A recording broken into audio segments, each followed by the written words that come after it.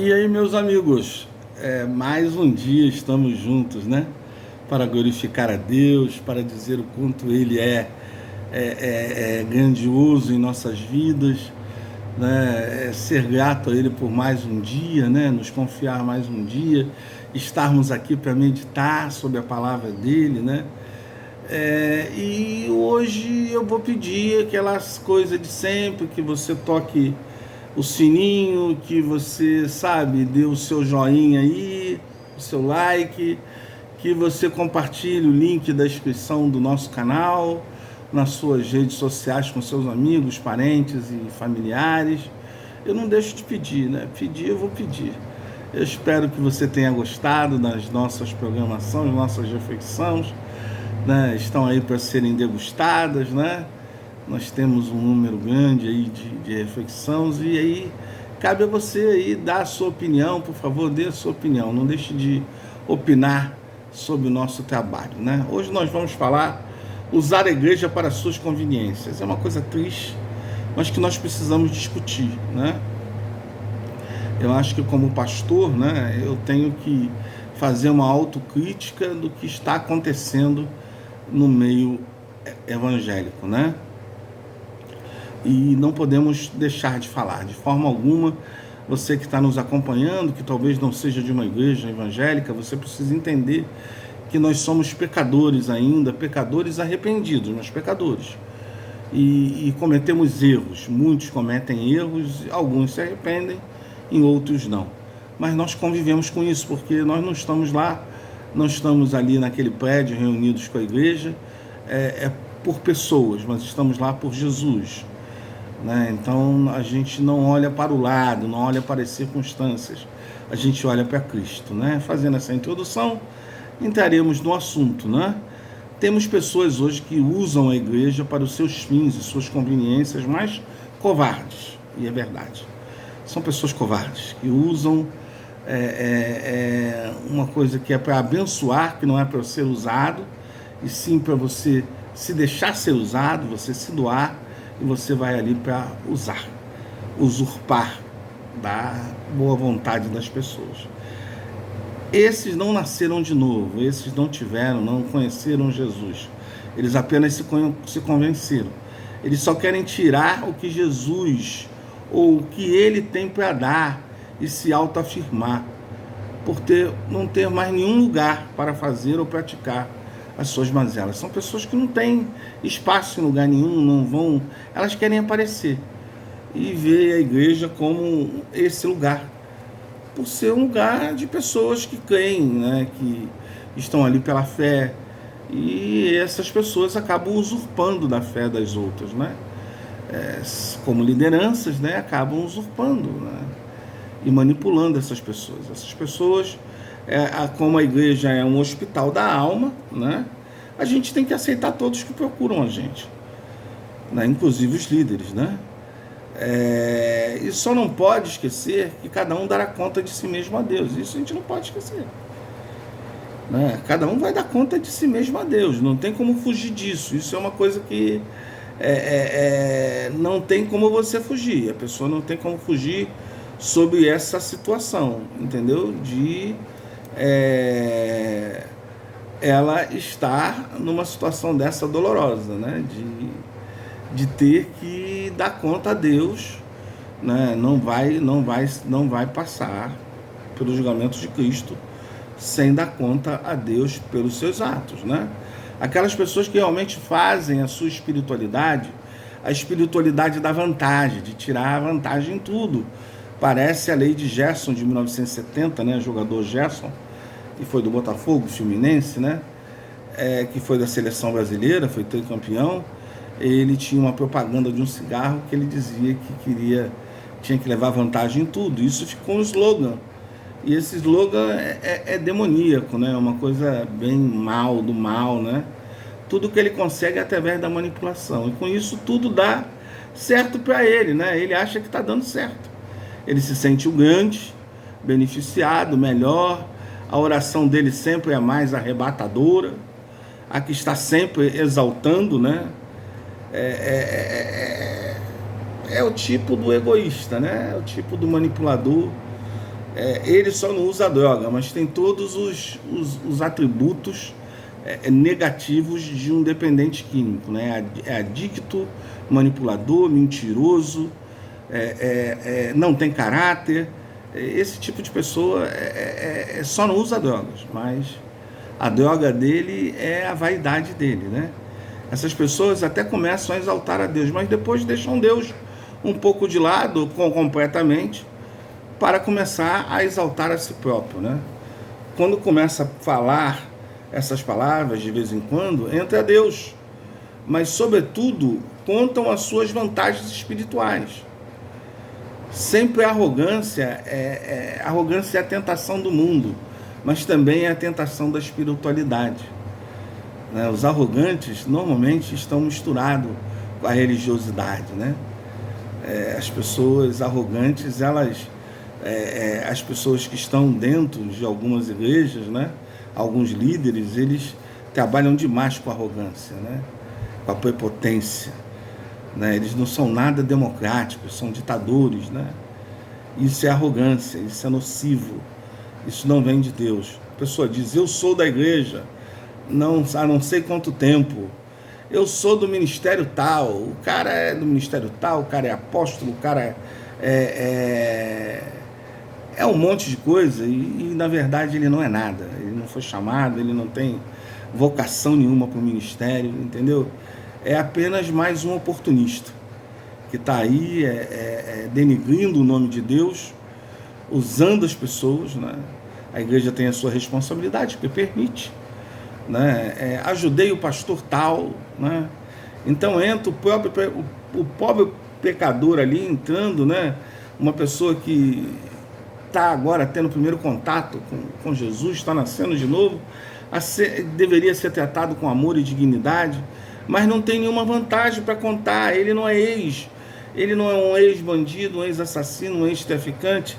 Ele só é uma pessoa que se arrependeu dos seus pecados, né? E largou as suas misérias.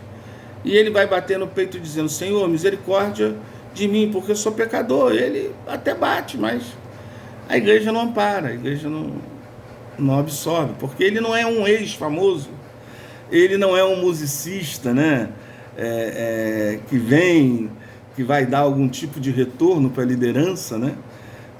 Porque isso tudo dá ênfase, né? Isso tudo dá ênfase ao ministério da pessoa, né? Então a pessoa vai dar atenção. Agora, se ela tem essas características, né? Musicista, né? Canta, né? Isso tudo tem uma abertura, aí ela é bem recebida, aí é um pecador, vem aqui, né? E nós estamos vendo isso nas igrejas, infelizmente. As pessoas que precisam realmente estão sendo renegadas, elas não têm visibilidade, elas estão sendo abandonadas, não são tratadas, porque essas pessoas só querem essa coisa de visibilidade. Querem pessoas que venham com dons, com coisa, para poder exibir o seu ministério, a sua vaidade, né? Elas não têm vantagens, não faz viagens, não foi aplaudida nos palcos religiosos. Como eu disse, ela não tem esse nicho, essa coisa. Então, é um pobre pecador que se vire. É a falta de amor total. Eu quero passar isso para você, meu querido amigo, que talvez não esteja em nenhuma igreja, para você sentir que tem pessoas sérias, como eu e muitos outros, que dão atenção a essas pessoas, que amam essas pessoas, que não tratam elas como lixo, entendeu? Essas pessoas que chegam, que não têm esses dons, nós tratamos ela com dignidade, com respeito. Então não bote todo mundo numa panela, num saco, achando que todo mundo é igual, porque não somos iguais, né? Essas pessoas não têm parte com Deus, né? Mas nós temos, graças a Deus, tem muitos. A maioria dos colegas, a maioria dos meus pares tem parte com Deus, são pessoas sérias, pessoas que amam o seu próximo, que estão ali para tratar de pessoas, não para tratar daquilo que as pessoas têm, mas para tratar de pessoas. E assim elas se apresentam diante de Deus, clamando por misericórdia, clamando pelo seu amor, e se volta para Deus com sinceridade, verdade, arrependimento, contrição, com o coração humilde e humilhado. Às vezes, apesar de não ter ninguém que cuide delas, mas elas estão com um compromisso com Deus, porque elas estão fazendo a sua comunhão pessoal com Deus. Porque a igreja não é um lugar de comunhão pessoal com Deus, é um lugar para ter confraternização com o outro. E juntos nós fazemos o trabalho social, assistimos as pessoas, né? O pastor trata das pessoas nesse momento, né? Não é para ter comunhão com Deus, a igreja não é para ter comunhão com Deus. Comunhão com Deus é pessoal. A igreja primitiva, lá em Atos dos Apóstolos, se reunia para ter comunhão com os santos e ali executar a obra de Deus, o reino de Deus sendo engrandecido através da vida deles, através do trabalho deles. É que o homem, por sua conveniência, criou uma instituição e criou essa forma de culto, onde a igreja acaba tendo uma comunhão ali, um culto litúrgico, onde tem uma liturgia, onde tem toda aquela coisa que não tem nada de bíblico ali, entendeu? Bíblico tem ação de como se fazer um culto, de como partilhar um culto, mas a igreja primitiva, toda vez que se reunia, era o objetivo de ler as cartas e lembrar do sacrifício de Jesus na cruz.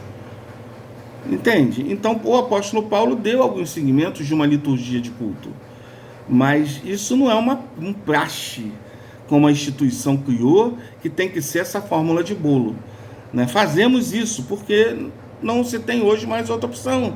Se criou uma cultura em cima disso, né? Mas aonde o ser humano é acabado, largado de mão. E a importância que se dá são aos dogmas e não ao que é santo, aquilo que se deve ser feito, né? Quem de verdade voltou-se para Deus? É o próprio Jesus que está perguntando como tem sido a sua atitude espiritual, da arrogância, da vaidade, da humilhação, da humildade, da sinceridade e da verdade, né? Como tem sido a nossa atitude espiritual? Sabe? Se pergunte como tem sido a sua atitude espiritual. Se as nossas atitudes espirituais fazem de nós verdadeiros ou falsos servidores, discípulos de Deus, será que fazem isso? As nossas atitudes estão mostrando isso para as pessoas, que nós somos uma fraude, né? Nós não praticamos o serviço da obra de Deus, porque é o que não fazemos para Deus, é o que nos dá crédito diante dele, mas é de modo que fazemos e o modo como nós nos relacionamos verdadeiramente com ele. É isso que precisamos fazer. Eu falei desse tipo de verdade em relação aos membros da igreja, mas exemplo vem normalmente do pastor. O pastor é que leva a igreja a isso daí, porque ele é o líder, né? Ele se coloca, em alguns casos, como semideus, como uma pessoa máxima. Ninguém pode ir contra ele, ninguém pode falar contra ele, contra a sua prepotência, arrogância. Isso forma discípulos das coisas piores do pecado que apresenta na igreja, o desprezo às pessoas com a tal atitude. É isso que os líderes têm formado. Ovelhas que desprezam as outras. Agora, como pode ser ovelha se despreza? Não é ovelha, né? É bode, né? Então é isso que nós estamos vendo, infelizmente. Com esse modo de agir, nem ele entra no céu, nem permite que os outros entrem. Entendeu? É isso que nós vivemos hoje, queridos. É a realidade. É por isso que nós precisamos orar muito a Deus, que Deus possa trazer liderança segundo o seu coração. E, em nome de Jesus, fazer justiça com essas pessoas que se aproveitam, entram nas lideranças e são um desastre para a igreja de Cristo. Nós precisamos orar para que Deus faça justiça com essas pessoas que estão aí para atrapalhar o crescimento do reino de Deus. Porque não se engane, essas pessoas não vivem assim praticando tais coisas. Não herdarão. Pessoas que praticam esse tipo de coisa não herdarão o reino dos céus. Deus não convive com o pecado. Ainda há tempo de se arrepender. Reflita e haja. Ainda há tempo. As pessoas que praticam esse tipo de coisa não têm parte com Deus. Precisa nascer de novo. Como Nicodemos perguntou ali a Jesus. Precisa ter um novo nascimento. Precisa ter uma transformação. Que Deus te abençoe. Que a graça do nosso Senhor Jesus Cristo seja sobre a sua vida. nem sempre a gente tem que falar a verdade. Sabe, queridos, a verdade ela é muito importante. Tem pessoas que acham que a verdade é ácida, mas a verdade sempre é a melhor forma de se trabalhar, né? A igreja vive a verdade. A igreja precisa viver a verdade, porque o cabeça da igreja, o Senhor da igreja, é a própria verdade. Então nós não podemos mostrar uma mentira para as pessoas. Precisamos viver a verdade. Então é isso que nós estamos fazendo. É mostrando o avesso, o lado de dentro, que você talvez ainda não conheça. Eu espero que quando você conhecer, né, a igreja, você conheça ela já transformada. Essas pessoas já tenham sido ou se arrependido, ou Deus já tenha dado cabo a tudo isso.